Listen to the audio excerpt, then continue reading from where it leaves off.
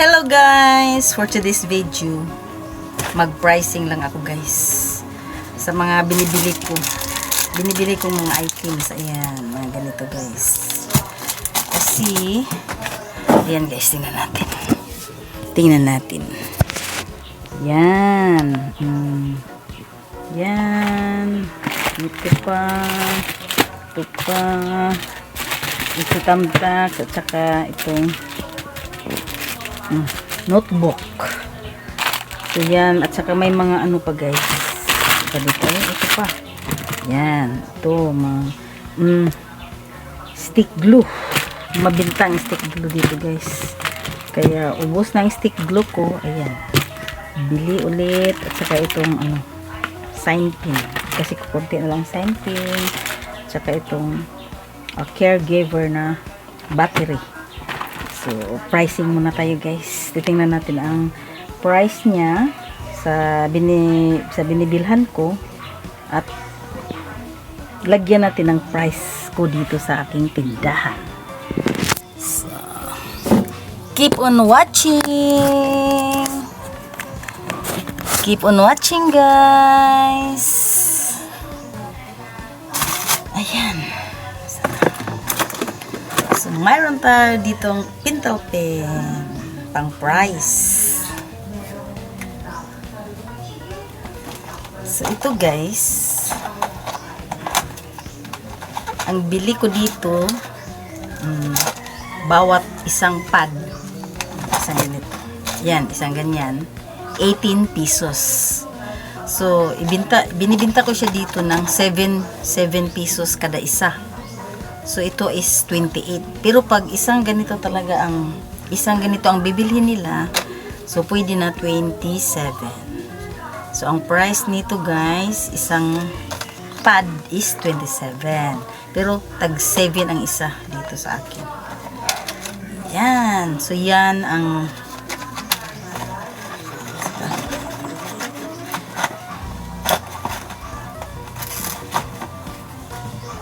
So, yan na ang nakasanayan nilang price dito, guys. Yan. Battery, AAA. Ayan. So, dito na naman tayo sa glue. Ito. Itong dalawa, guys, 19 pesos lang to guys. Di ba, mura lang, no? Mura lang, 19 pesos. So, binibinta ko isa. Bawat isa dito is 14 pesos. So, mayroon tayong 28 bawat isang pack. So, tag 14 to. Ayan, oh. Nilagyan ko na 14 each. Oh, 14 each. So, may tubo tayong 9 pesos bawat pack. 9 pesos ang tubo, guys. Bawat pack. Tapos, dito tayo sa ito, stick glue. So, itong stick glue is 38 pesos. Binibinta ko siya, guys, ng 7 pesos. Kasi, yun na talaga yung naubos kong, stick glue, is tag 7 pesos yung isa. Pero, ang, doon, guys, is 45 yun. Ito, mura lang, guys, 38. Mura lang siya. So, 2, 4, 6, 8, 10, 12. 12 pieces. O, tag 7, 12 times 7. 84. Parang sobra na. Sobra na kamahal, no? 84 ang niya. 12 man. 12 pieces siya. So, pwede na to tag 5 pesos ito. 5 pesos. May tutubuin tayong 12, 60 to 20, 22. So, pwede na rin yan. 6. 5 pesos to. 4, 6, 8, 10, 12. 10, 20, 30, 40. Yeah, to 5 pesos. Kasi yung dati kong binibili, guys, mahal talaga yun, guys. Mahal, 45. Kaya 7 pesos ang isa. So, ito, pwede na rin to 5 pesos. Mura lang siya. Ayan, stick glue. Ang ina-order ko ay 6 na piraso. Kasi mabili talaga siya, guys. Kasi may mga dito, guys. Yung bang tawag? Yung bang hinahire sila, guys, mag-decorate, yan. May mga kapitbahay kami dito mag-decorate ba sa mga parties, mga ganyan. So, kailangan nila ng stick glue. So, ito namang ano guys. Gusto ko tong apple. Apple ba to? Yan. Yung apple na sign pin. Kasi, lahat talaga, bright talaga siya. So, lahat, maganda ang quality niya pag apple. Ayan, apple ang nakatatak ko. Maganda siya. Walang reklamo ang mga customer pag ganito. Kasi mag-right talaga siya. So, dito tayo sa mga ang tawag nito. Ito guys, oh. Nilagay ko na dito guys. Ang puhunan dito is 1.20 isa. So, binibinta ko siya guys ng 3 pesos. 3 pesos bawat isa. Mabili ito sa mga bata. Kaya, lagi akong bumibili ng ganito guys. Pangtali sa buhok. So, dito naman tayo sa suklay. 10 pesos ang isa nito guys. Binta ko dito 10 pesos. So, ang puhunan lang dito is 6 pesos. 6 pesos isa. Ayan. So, may 4 pesos tayo bawat isa. Diba? Di malaki-laki na rin tubo. So, dito naman tayo sa thumbtacks. So, ang puhunan sa thumbtacks guys is 6 pesos bawat isang box. Binibinta ko siya ng 10 pesos bawat box. So, may 4 pesos pa rin tayo. May 4 pesos pa rin akong tubo bawat isang maliit na box. Ayan. Ganito. May 4 pesos akong tubo bawat isa. Tapos,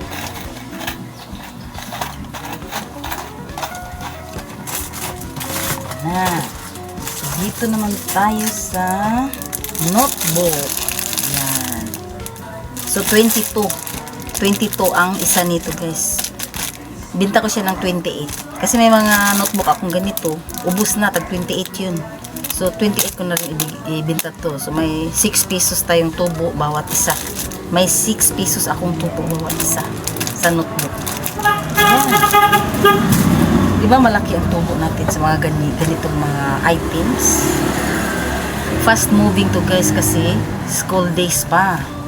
Pag pasukan pa talaga, fast moving ang mga ganito. Tapos, dito naman tayo sa, so ang, oh my gosh! Asa na ang ano nito? Takip. So, lahat yun guys, worth 1,583. Grabe.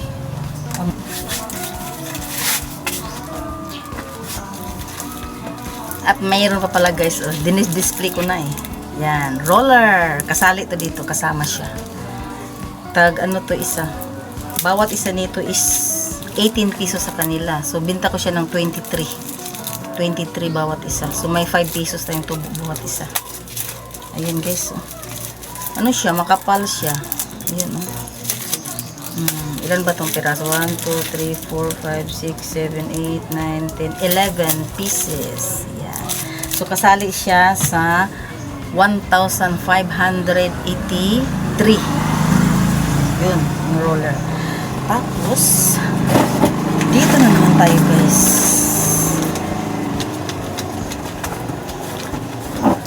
Tingnan natin itong mga items dito guys. Ayan. Yan, kala. Yan, may pang, may mga kakol, tanduay. Kasi guys, sa binibilhan naming grocery, wala talaga ang mga ganyan guys. Wala ang mga items na yan. Kaya, pinabili ko ang aking asawa sa ibang grocery. So, titingnan natin ang presyuhan sa kanila. Kung mura lang ba. Tingnan natin. Ayan ako. So, ito. Yan. So, ang mega sardines nila guys, ang mega sardines na green is 24 pesos. Pero sa binibilhan kong grocery guys, tag 24.75. So mas mura sa kanila guys. Bagong bukas daw to na grocery. Yung binibilhan ng asawa ko, bagong bukas. Yan, bagong bukas daw yun eh. 24 ang miga na green, 24 din ang miga na red. So, mas mura talaga guys, no? So, ang Lami beef loaf, yung dalawang grocery na binibilhan ko guys, wala talaga yung Lami beef loaf. Yun pa naman ang hinahanap ng mga customers ko. Yun pa naman ang hinahanap ng mga customers ko, yung Lami beef loaf. So, pinabili ko ang asawa ko doon sa anong tawag sa grocery to? Four Things Family Store. Yan ang pangalan ng grocery nila guys.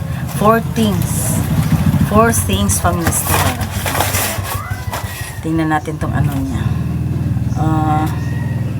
Calabar 26. So pareho lang 26. Ayan, kala. Mahal talaga tong kala guys. Tag 8 pesos ang isang bar, isang cut. Ayan, 8 pesos. So 32 ang ano nito price sa isang bar. Ayan. So dito tayo so walang magic sarap sa kanila, so pinabili ko siya ng magic sarap. Ayan, magic sarap. Tag 32 ano ito 82 ang isang Thai. Ayan, limang Thai to guys. Limang Thai ang magic sarap. Tapos, ayan, isa. Ito. So, ilang pira? 16 pieces yan, di ba? So, ang binta ko, 5 pesos. 5.10 ang, ano niya, ang puhunan. 6 pesos ang binta ko. Mainit dito guys. Pinatay ko yung ceiling fan kasi ang ingay. Tapos ito namang Tang orange. 252. 252 ang dozen. 252 divided by 12. Oh. So ito namang Tang orange is 21 ang puhunan sa bawat isa. Ayan. Isang piraso is 21 sa kanila. So, pare-pareho lang din. Pare-pareho lang ang presyohan nila guys. Ayan. Dalawang Tang. Orange at saka pineapple. Tapos, dito tayo sa Bauma. Ayan. Bauma is 25 ang isa sa Bauma. So, mahal siya guys. 25. So, tag 3 pesos na ang isa. So, yung Paris nito is 6 pesos. Kasi 25 na siya. So, dito tayo sa Lion. Lion Tiger. Maliliit yung Lion Tiger, guys. Ayun, 20 pa naman. Ganun din. So, 2 pieces. Sa, bawat Paris nito is 5 pesos. Dito sa tindahan, guys. Dito tayo sa Baygon. So, ang Baygon naman is 3 pesos o 3 pesos ang isa. So, dalawa, yung Paris is 6 pesos pa rin. Mahal ito eh. Ilan? Pero just the 10. 45 ang warta. Yun o. Bilang. Kuwanda na. 7 times 6, 42. 42. 6 kabo.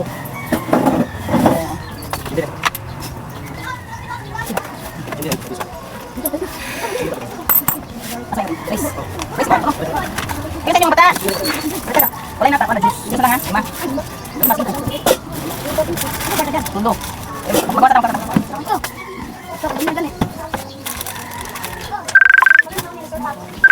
So continue tayo guys dahil may mga may bumibili.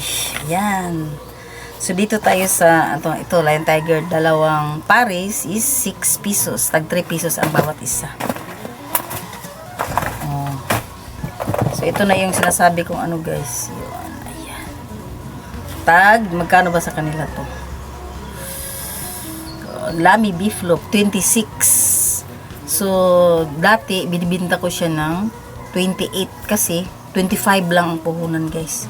So, ngayon 26 siya. So, dagdagan ko ng piso. 29 na siya ngayon. Kasi pag 20, pag umakyat na sa 20, 3 pesos ang pinapatong ko, guys, sa presyo. So, 29 na siya dito.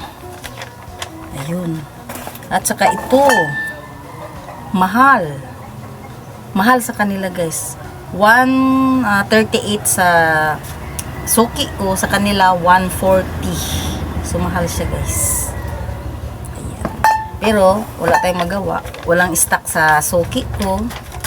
So, yan ang dapat natin gawin. Pag wala sa kanila, bibilhin natin sa ibang tindahan. Para hindi tayo maubusan, guys.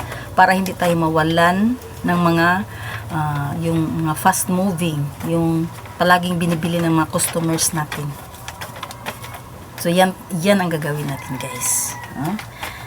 Kasi, pag nakikita nilang nandyan palagi yung mga gusto nilang bilhin, yan, check yan. Hindi yan talaga mawawala sa'yo. At syempre, nasa tamang price. So, okay, napakainit na, guys. So, that's all for now, guys. Thank you for watching. Bye. Bye-bye. Love you all. God bless us all. Bye.